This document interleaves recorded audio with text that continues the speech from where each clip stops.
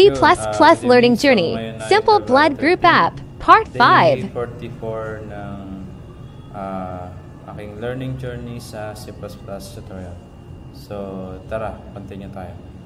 So, yun, kagabi, natapos ko na yung update function. Ngayon, sa delete na tayo. Iba kunwari, ilan ba yung, ayan. Ito yung list na natin, no? So, mangyayari,